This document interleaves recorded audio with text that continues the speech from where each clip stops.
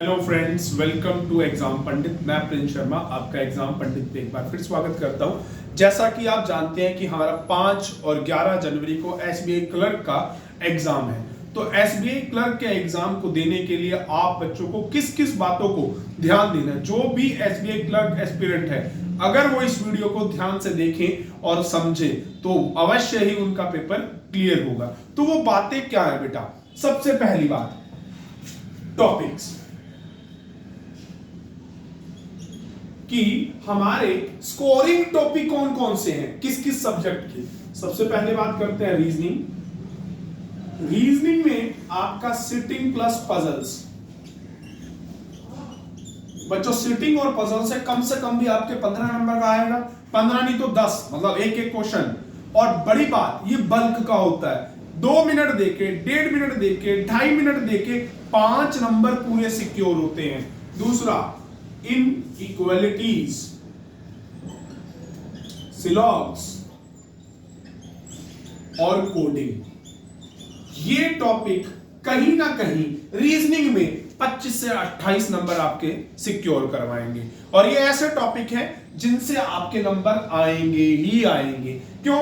क्योंकि एक सिटिंग बनी तो 5 क्वेश्चन क्लियर, एक पजल बनी तो 5 क्वेश्चन क्लियर। इसी तरह से अगर मैथ्स की बात करें, डीआई, सिंप्लीफिकेशन, और तीसरी आपकी नंबर सीरीज। नंबर सीरीज में बच्चों रॉन्ग सीरीज पे जरूर काम करना। इसके अंदर आप रॉन्ग पे जरूर करना, क्योंकि क्लरिकल एग्जाम में रॉन्ग सीरीज, मिसिंग और नेक्स्ट की जगह रॉन्ग सीरीज या डबल सीरीज के क्वेश्चंस को रखता है। सबसे इंपॉर्टेंट बात, इंग्लिश की बात। बहुत सारे बच्चों का इंग्लिश में गड़बड़ होता है। इंग्लिश में स्कोरिंग बनने के लिए आपका cloze test, errors, sentence arrangement और सबसे लास्ट में जाना पैसेज की ओर। पैसेज अगर रह भी जाएगा तो इनसे आप नंबर सिक्योर करेंगे। अभी आपके पास 4 से 5 दिन है। जिनका 11 को है उनके पास 10 दिन है। आप इन टॉपिक्स पे दबा के काम कीजिए। और दूसरी बात, मॉक टेस्ट। अगर किसी ने मॉक टेस्ट कम लगाए हैं तो वो पहले सेक्शन टेस्ट पे काम कीजिए। सेक्शन टेस्ट के बाद आप मॉक टेस्ट पे आइएगा। पर इस वक्त पे तो सभी ने मॉक टेस्ट दिए ही होंगे, परंतु आपको देने हैं दिन के 4 मॉक टेस्ट। और सिर्फ टेस्ट देने ही नहीं बेटा, उनको आपको रिवाइज भी करना है। रिजल्ट तो यहीं से बनेगा, रिवीजन रिजल्ट से। रिवीजन रिजल्ट से कैसे? मेरी इस बात का मतलब क्या है?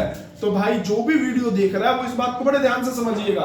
रिवीजन रिजल्ट का मतलब क्या है? जैसे इंग्लिश में आया भाई 16 नंबर, किए थे मैंने 26 क्वेश्चन। तो ये 10 जो गलत हुए उनका रीजन क्या है, मेरे गलत क्यों हुए, उसका और आपके रीजन के बीच का जो लिंक है वो बना के किसी कॉपी पे साइड में लिख लीजिए, उसे नोट कीजिए। और नेक्स्ट टेस्ट देने से पहले उन 10 रीजन को दिमाग में रख के चलिएगा। तो ये अगली बार 10 में से आपके 4 ठीक हो जाएंगे। अगर वो रिपीट कर गए तो क्या पता 10 के 10 भी सही कर जाओ, अगर आपकी कैचिंग पावर अच्छी है। तो इस तरह से आप 1 2 3 4 दिनों में इस 16 अंकों को अपने टारगेट में 20 से 22 में बदल लोगे, और यही हमें चाहिए। दूसरी चीज, दूसरी इंपॉर्टेंट बात, मैथ्स। भाई मैथ्स में मेरी दिक्कत किस रिवीजन में किस चीज से आ रही है? मेरी कैलकुलेशन अच्छी नहीं हो पा रही, विद इन टाइम नहीं हो पा रही, तो भाई उसके ऊपर फोकस कीजिएगा। बाकी स्टडी टाइम में उन चीजों पे ध्यान दीजिएगा। रीजनिंग में मेरा सेटिंग नहीं बन पा रहा, मेरा पेपर पूरा नहीं पढ़ा जा रहा, या मैं पूरा अटेम्प्ट नहीं कर पा रहा, अगर ये पॉइंट निकल के आएंगे तो आप इन 3-4 दिनों में by revision, by concept, by things आप वापस अपने स्कोर कार्ड की तरफ आ पाएंगे।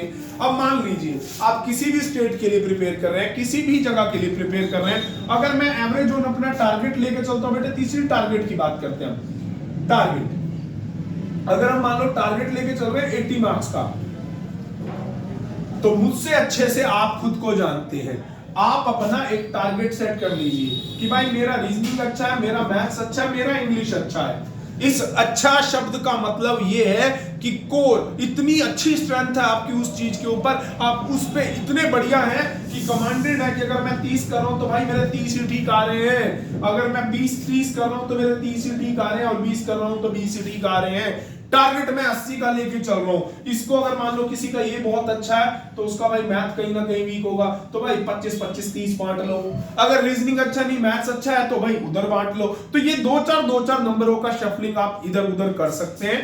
आप 30 से 32 इसको मान के चलिए, और 28 से 32 इसके लिए रख के चलिए, और इसको 20 से 25 के बीच में रखिए। मैं आपको एक एडवाइस जरूर दूंगा कि आप इंग्लिश में तुक्के मारने की जगह परफेक्ट 20 पे काम करेंगे तो आप अवश्य पास होंगे। इसी तरह से और जानकारी के लिए आप मेरे साथ बने रहिएगा। मैं आपको समय समय पे इसी की आपको डिटेल बताता चलूंगा और आप करते चले जाइए। काम हमारा, सक्सेस आपका। Thank you for watching. Stay tune with exam Pandit.